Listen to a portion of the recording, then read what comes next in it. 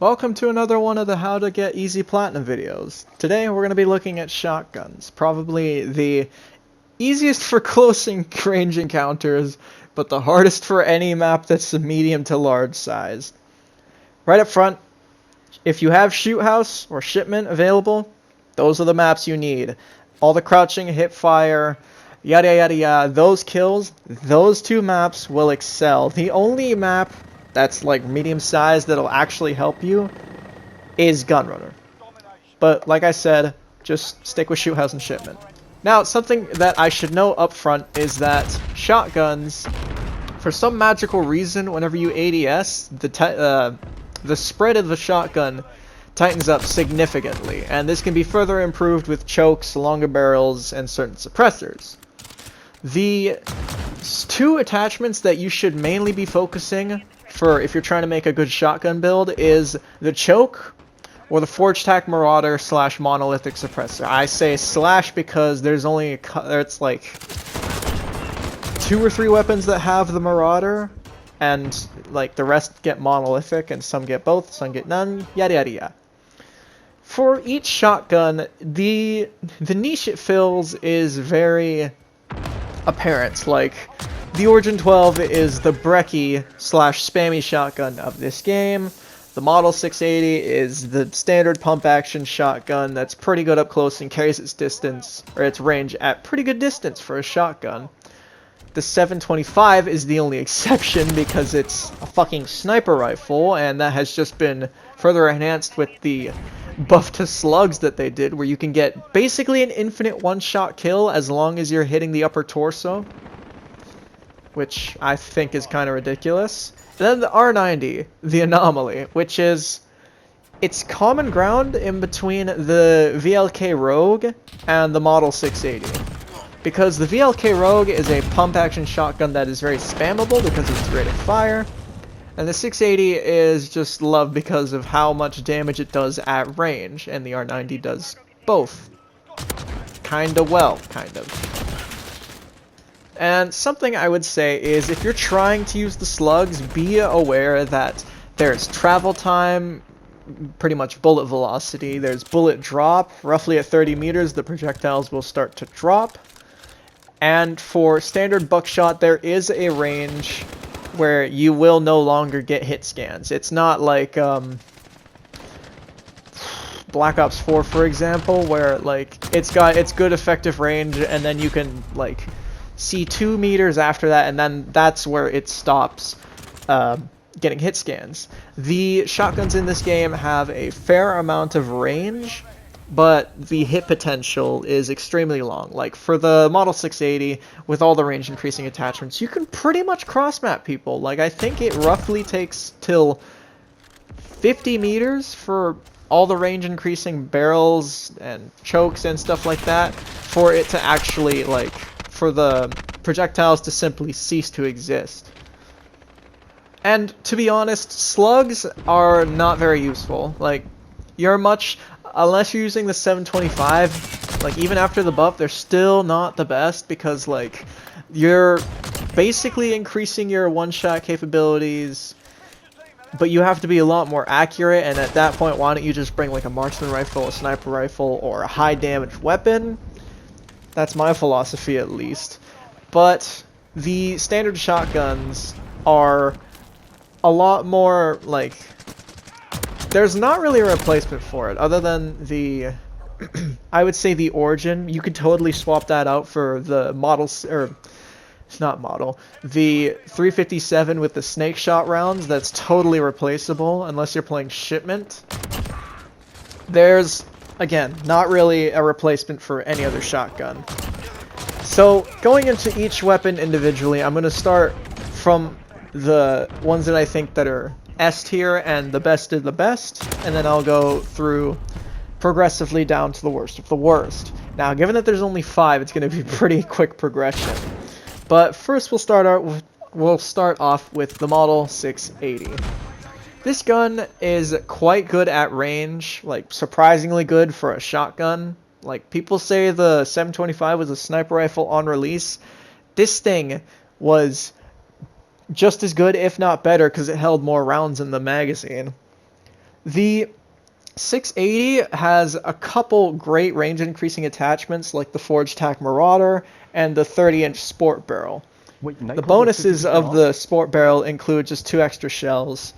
So, with my personal loadout here, First I need an office we as in the viewers and I, but I am trying to focus on keeping its capabilities at range top tier, while also trying to get a respectable movement and sprint to fire speed. That is the one area where the shotguns need to excel at, because if you cannot pull the trigger and have your target immediately get decimated while running, you're basically going to lose that fight, because fuck Modern Warfare and everything about it, right?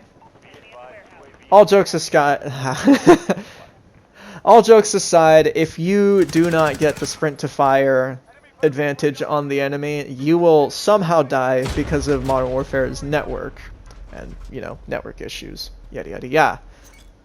The 680 excels at close range, but for some reason, if you hip fire with all the range increasing attachments, you will sometimes get a hit marker, like at point blank range. That's also a problem with shotguns as a whole, but I digress. Alright, next weapon, the R90, or the R90 as I like to call it. It's basically a DP-12. This shotgun is so underrated. This is like the sleeper of shotguns. The Uzi with the 4180 rounds is the sleeper of the SMG category, and this is the sleeper of the shotgun category. You can spam this thing out relatively quickly, and it has a respectable one-shot kill range. And the unique gimmick about this shotgun is that it's got 2 barrels, so you pull the trigger twice and then you pump. Pull the trigger twice and then you pump. There's no way to get both barrels to fire at the same time.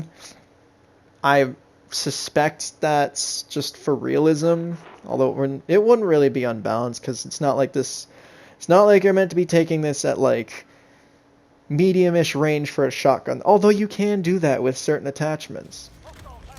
Now, something I should say right here is that people will on a basis try to either run monolithic suppressor or a choke, and the difference between the two is kind of small.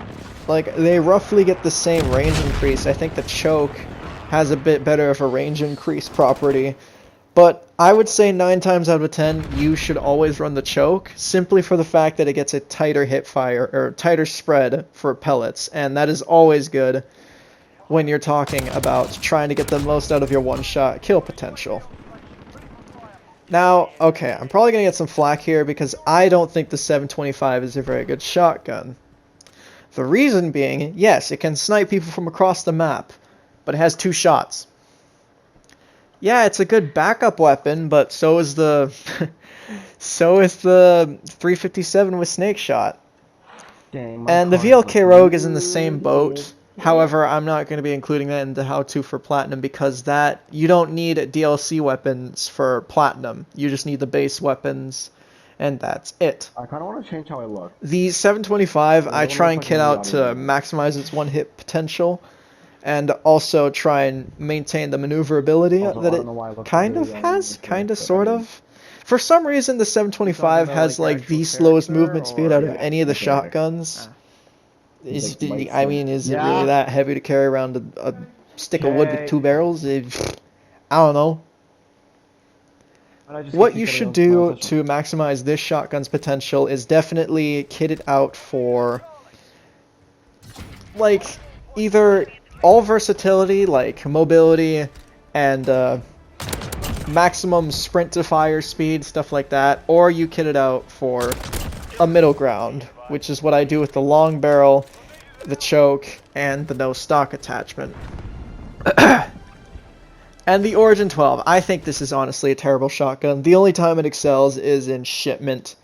And the one main gimmick that this thing has, the 25 round mag, is not even worth it. 12 round mag, you get 12 rounds and it slows your movement speed down by 2%. The 25 round drum slows it down by 10%. in my opinion, there's no reason to run it.